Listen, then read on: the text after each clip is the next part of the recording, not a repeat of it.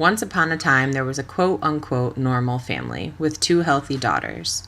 One daughter a sports fanatic who loved anything that involved running around, and the other an avid dancer who at the age of 4 decided on the dream of becoming a ballerina. Both girls being raised by a loving mother who had just embarked on her lifelong dream of opening her own boutique. Until the spring of '94, their normal lives began to crumble beneath them. 20 years after a rare disease struck this family, we'll learn how Friedreich's ataxia changed their lives. Can you tell me a little bit about Friedreich's ataxia? It's basically a progressive neuromuscular disorder. It is covered under the muscular dystrophy definitions. It's one of their 40 diseases.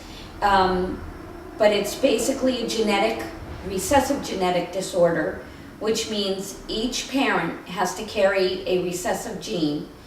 And with each child that these 2 people has a 1 in 4 chance of having this disorder and a 50% chance of being a carrier. So once the child is born, you're born with the defect, the genetic defect, and the typical onset of the disease is between the ages of 8 and 12 years old. Sam was very typical, started with symptoms right around the age of 7.5, was finally diagnosed at 8.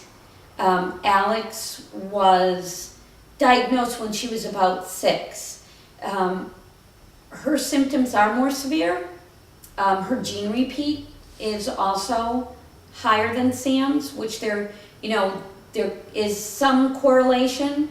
But I do believe that Alex was diagnosed 2 years sooner than Sam, mostly because after the diagnosis and the genetic explanation, what do you do except watch for symptoms when you realize that your another sibling could conceivably have the disorder.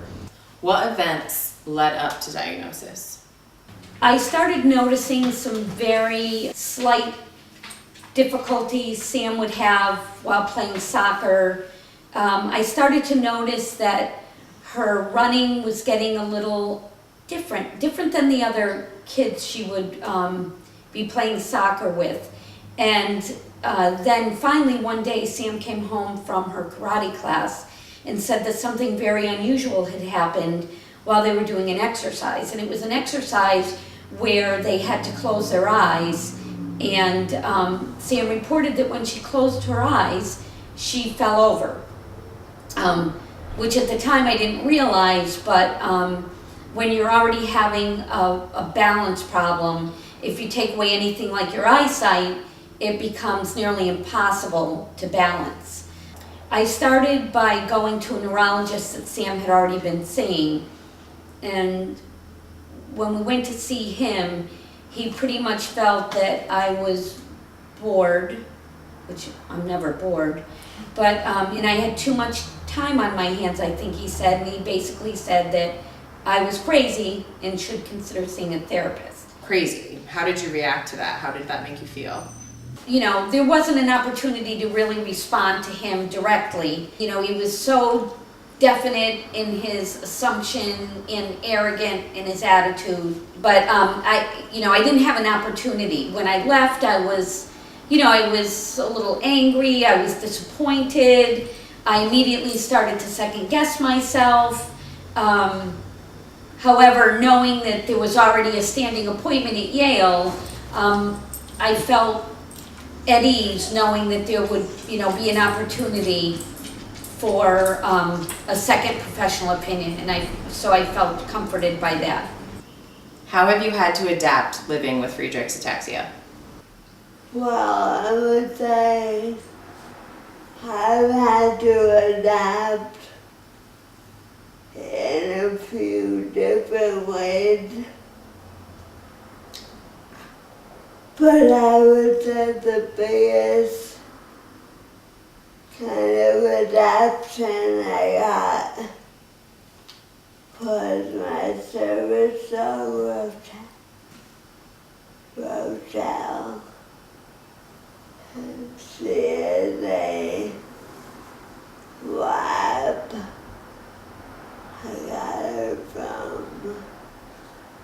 canine companions for independence in Long Island, and it really changed my life.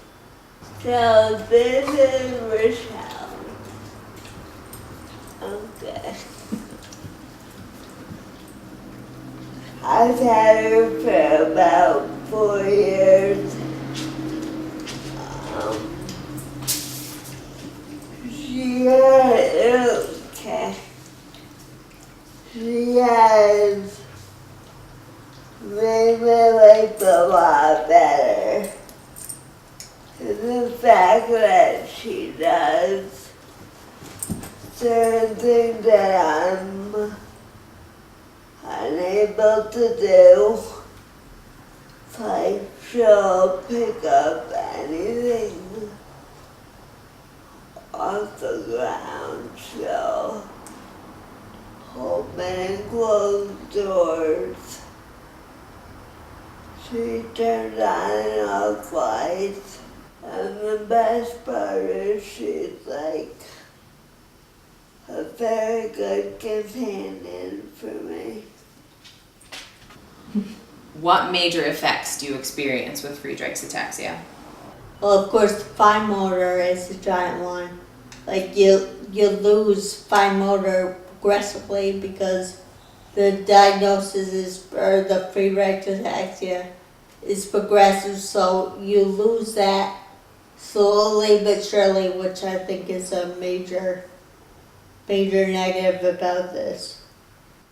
And then one other part, you lose your ability to walk, which is very hard. And then like you can get speech impediments, you can have heart issues, cardiomyopathy.